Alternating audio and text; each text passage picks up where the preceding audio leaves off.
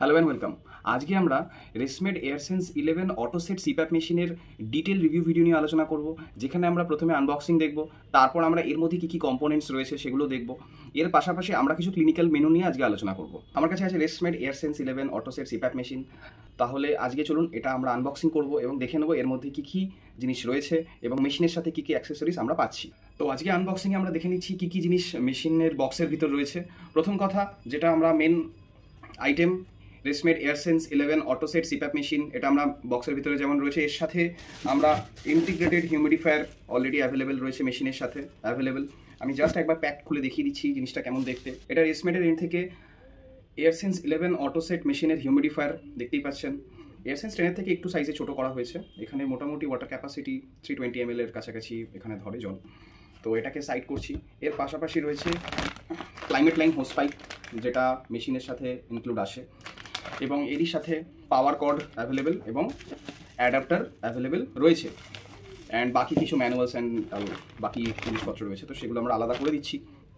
এবার আমরা machine on করে আমরা কিছু ক্লিনিক্যাল মেনু সম্পর্কে আলোচনা করব, যে কী কী ক্লিনিক্যাল মেনু মেশিনের মধ্যে রয়েছে এবং তার কী কী কাজ রয়েছে।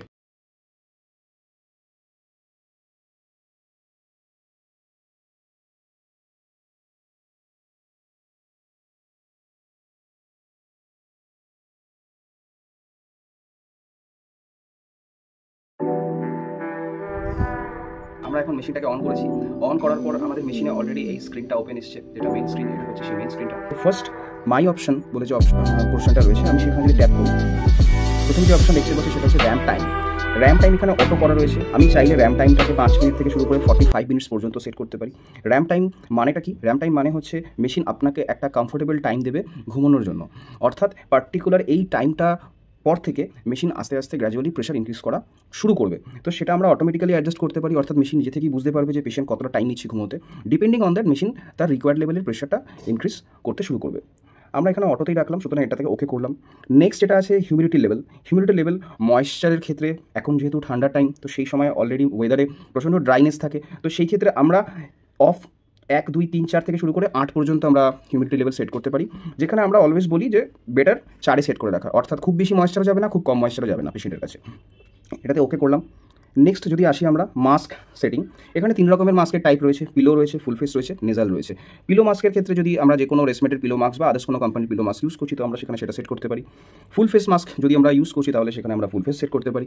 অথবা যদি কোনো আমরা নেজাল মাস্ক ইউজ করছি, তাহলে সেক্ষেত্রে আমরা নেজাল সিলেক্ট করতে পারি। সেটা যে কোনো ব্র্যান্ডের হতে পারে, রেসমেড বা ফিলিপস, যে কোনো ব্র্যান্ডের আমরা মেশিন যখন মাস্ক ইউজ করতে পারি, তো সেটা এখানে আমরা সেট করতে পারি। আমরা এখানে ওকে করছি। নেক্সট আমরা এখানে হোম বাটন প্রেস করলাম। মাই স্লিপ ভিউ, এই অপশনটা যদি দেখি, তাহলে এখানে ইউসেজ বলে যে অপশনটা আছে, এখানে আমরা টোটাল ইউসেজ, যেহেতু এটা নতুন মেশিন, তো সেক্ষেত্রে এটা কোনো ব্যাকআপ ইউসেজ ডেটা নেই, সেই জন্য এখানে কিছু দেখাচ্ছে না। মাস্ক অপশনটায় গেলে সেখানে আমরা দেখাচ্ছে যে আমাদের এখানে নাইট স্লিপের একটা ডেটা যদি থাকে, তাহলে সেখানে এখানে মাস্ক কম্প্যাটিবিলিটিটা শো করবে।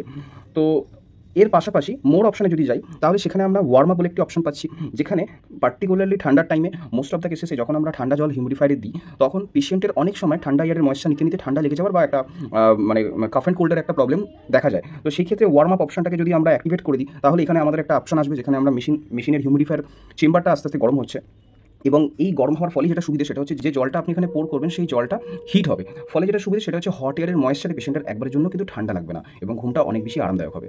তো এটাকে আমরা আপাতত অফ রাখছি। মাস্ক ফিট, অর্থাৎ আপনি যে মাস্ক মেশিনে ইনপুট দিচ্ছেন বা মেশিনের সাথে যে মাস্ক ইউজ করছেন, সেই মাস্কটাকে প্রপারলি ফিট করবার জন্য এখানে আমরা স্টার্ট করতে পারি, অর্থাৎ এটা বুঝে নেবে যে কি মাস্ক ইউজ করছে এবং সেই অনুযায়ী পেশেন্টের কমফোর্টেবিলিটি অপশনটাও অ্যাক্টিভেট হয়ে যাবে। আপাতত নেক্সট যদি স্টেপে আসি, সেখানে আমরা দেখতে পাবো মাই এয়ারের অ্যাপের একটা অ্যাভেলেবিলিটি রয়েছে, যেখানে আমরা মাই এয়ার অ্যাপের মাধ্যমে আমরা কিন্তু এই মেশিনের টোটাল ডেটাটাকে অ্যাক্সেস করতে পারি। মাই এয়ার অ্যাপ আমরা গুগল প্লে স্টোর থেকে ইনস্টল করতে পারবো, অথবা এখানে যে কিউআর কোড রয়েছে সেই কিউআর কোড স্ক্যান করেও আমরা ইনস্টল করতে পারবো। সেটা অ্যাপেল এবং অ্যান্ড্রয়েড যে কোনো ফোনের ক্ষেত্রে অ্যাভেলেবেল ইউজ করতে পারবো।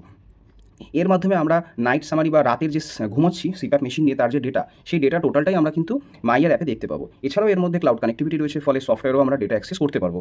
এরপরে এখানে এয়ারপ্লেন মোড বলে একটা অপশন রয়েছে, তো সেখানে ফ্লাইট ইউজের ক্ষেত্রে বা ফ্লাইটে যাওয়া আসার ক্ষেত্রে সেখানে আমরা এয়ারপ্লেন মোডটাকে অ্যাক্সেস করতে পারি। এর পাশাপাশি আমরা যেটা দেখতে পাচ্ছি, ডিভাইস ম্যানেজার, হিউমিডিফায়ার, সব কিছুর এখানে অ্যাক্টিভেশন বা ডিঅ্যাক্টিভেশনের প্রসেস রয়েছে। যদি আমরা এখানে অ্যাডভান্স মেনুতে ঢুকতে চাইছি, তাহলে আমাদেরকে কী করতে হবে? দুটো পোর্শনকে একই সাথে ট্যাপ করে ধরে রাখতে হবে। কীভাবে? এখানে সেটিংস বলে অপশন আছে, আমরা এই সেটিংসের অপশনে ঢুকবো। সেটিংসের অপশানে ঢুকলে এখানে মোড দেখতে পাচ্ছি আমরা। মোডে যদি এন্ট্রি করি তাহলে আমরা দেখতে পাবো 3টে মোড অ্যাভেলেবেল রয়েছে। সিপ্যাপ মোড রয়েছে, অটোসেট মোড রয়েছে এবং অটোসেট ফর হার রয়েছে। তো এই 3টে মোডই এই একটা মেশিনে আমরা ইউজ করতে পারবো। যেরকম ম্যানুয়াল সিপ্যাপ মোড ইউজ করতে পারবো, সেরকম আমরা অটোসেট অটোমেটিক অ্যালগোরিদম মোডও আমরা ইউজ করতে পারছি। এর পাশাপাশি আমরা অটোসেট ফর হার অর্থাৎ ফিমেল পেশেন্টের ক্ষেত্রে পার্টিকুলারলি আমরা অটোসেট ফর হার মোডটাকে ইউজ করতে পারবো, যেখানে একটা ডিফারেন্ট প্রেশার পেশেন্টের জন্য দরকার পড়ে, তো সেটা আমরা এখানে অ্যাক্সেস করতে পারবো। নেক্সট আমরা প্রেশার রেঞ্জে আসছি। এই প্রেশার রেঞ্জের ক্ষেত্রে 4 থেকে শুরু করে 20 পর্যন্ত প্রেশার সেট করা যায়। সেখানে ডিপেন্ড করছে আপনার সিপ্যাপ টাইট্রেশনের সময় বা স্লিপ স্টাডি করানোর সময় যে লেভেলের সিপ্যাপ প্রেশার ডক্টর প্রেসক্রাইব করছেন বা আপনার টেকনিশিয়ান প্রেসক্রাইব করছেন, আপনি সেটা এখানে সেট করতে পারেন, অথবা মেশিন নিজে থেকে অটোমেটিক্যালি অ্যাডজাস্ট করে নেবে যে আপনার এয়ারওয়েজের জন্য বা আপনার ঘুমের জন্য পর্যাপ্ত কোন প্রেশারটা দরকার। তো আমি এখানে মোটামুটি 4 থেকে শুরু করে 20 অবধি প্রেশারটাকে রাখছি। নেক্সট যদি আমরা আসি, সেখানে দেখতে পাবো এখানে প্রেশার অটোসেট রেসপন্স। অটোসেট রেসপন্সের মধ্যে যদি আমরা ঢুকি তাহলে এখানে দেখতে পাবো দুটো রেসপন্স আছে, দুরকম টাইপের, একটা স্ট্যান্ডার্ড রেসপন্স, একটা হচ্ছে সফট রেসপন্স। তো আমরা অলওয়েজ স্ট্যান্ডার্ড রেসপন্সের থেকে সফট রেসপন্সটাকে বেশি প্রেফার করি। তাতে কি হয়, প্রেশার হাইক বা প্রেশার বাড়ার যে প্রসেসটা থাকে ওটা খুব স্মুথলি হয়, এবং ইনহেলেশন এবং এক্সহেলেশনের যে প্রেশার চেঞ্জিং যে প্রসেসটা সেটা খুব স্মুথলি এখানে অ্যাক্সেস করা যায়। সুতরাং এখানে এটাকে সফটে রাখলে বেটার হয়। ওকে করলাম। নেক্সট যদি আসি তাহলে সেক্ষেত্রে দেখতে পাবো র্যাম্প টাইম রয়েছে।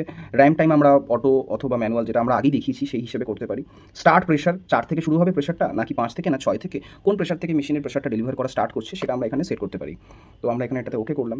ইপিআর এক্সপিরেটরি প্রেশার রিলিফ, এটা আমরা চাইলে অন অথবা চাইলে অফও রাখতে পারি। ইপিআর টাইপ র্যাম্প অনলি অথবা ফুল টাইম, দুরকম প্রসেস রয়েছে। অর্থাৎ এক্সপিরেটরি প্রেশার রিলিফ অর্থাৎ এক্সেল আউট করবার সময় মেশিন কতটা পরিমাণ প্রেশার ড্রপ করবে সেটা আমরা এখানে সেট করতে পারি। সুতরাং সেই হিসেবে এটা শুধু ramp only, ramp to time পর্যন্ত এটা কাজ করবে, অথবা এটা পুরো সারা রাত নাইট মনিটরিংয়ের ক্ষেত্রে ইপিআর পুরো রাতটাই কাজ করবে। তো দুটোর ক্ষেত্রে ডিপেন্ডিং অন পেশেন্ট কমফোর্ট আমরা এটা সেট করতে পারি। হিউমিডিটি লেভেল আগেই বলে দেওয়া হয়েছে যে খুব বেশি ম্যাক্সিমাম বা খুব বেশি মিনিমাম করে দেবো না, মিডিয়াম 4-এ রাখবো, যেখানে পেশেন্টের কোনো রকম ডিসকমফোর্ট না আসে। এখানে নেজাল মাস্কের সেট আপ সমস্ত কিছু বলে দেওয়া আগেই হয়েছে। টিউব স্লিম লাইন এবং স্ট্যান্ডার্ড দুরকম রয়েছে, depending on your tube connectivity আপনি এখানে চুজ করতে পারেন। তো আমরা ক্লাইমেট লাইন ইউজ করছি, তো সেক্ষেত্রে আমরা স্ট্যান্ডার্ড রাখতে পারি, অথবা আমরা যদি ক্লাইমেট লাইন না ইউজ করি তাহলে আমরা এটাকে স্লিম লাইন রাখতে পারি। পেশেন্ট ভিউ বলে যে অপশনটা রয়েছে, পেশেন্ট ভিউ অপশনে গেলে আমরা এখানে দুটো অপশন পাবো, সিম্পল আর একটা অ্যাডভান্সড। সিম্পল এবং আরেকটা অ্যাডভান্সড। আমরা অ্যাডভান্সড যদি চুজ করি তাহলে এখানে অ্যাডভান্স চুজ করলে আমরা এখানে অ্যাডভান্সড কেন চুজ করবো তার কারণটা আমরা দেখিয়ে দিই। পার্টিকুলারলি আমি এখানে অ্যাডভান্স চুজ করে ওকে করলাম।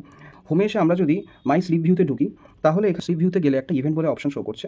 ইভেন্ট অপশনটা গেলে আমরা এখানে টোটাল সমস্ত কিছু ডিটেলস দেখতে পাবো, যে এক্সটেন্ডেড পিরিয়ড কী আছে, ইউসেজ আওয়ার্স কী আছে, তার প্রেশার কী আছে, তার লিকেজ কী আছে, টোটাল এআই অর্থাৎ অ্যাপনিয়া ইন্ডেক্স কী আছে, অবস্ট্রাকটিভ অ্যাপনিয়া ইন্ডেক্স কী আছে, সেন্ট্রাল অ্যাপনিয়া ইন্ডেক্স কী আছে, এই টোটালটা আমরা কিন্তু অ্যাডভান্সড মোডে গিয়ে দেখতে পাবো।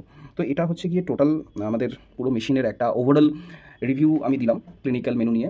সুতরাং আপনাদের যদি এই এয়ারসেন্স 11 অটোসেট সম্পর্কে কোনো রকম কোয়ারিজ বা জিজ্ঞাসা থাকছে, ডেফিনেটলি আমাকে জিজ্ঞাসা করতে পারেন কমেন্ট বক্সে। তো ডেফিনেটলি আমি চেষ্টা করবো কমপ্লিটলি আপনাদের প্রবলেম শর্ট আউট করবার এবং মেশিন ওরিয়েন্টেড যে কোনো রকমের প্রবলেম বা সলিউশন করতে আমরা ডেফিনেটলি হেল্প করবো। Thank you so much.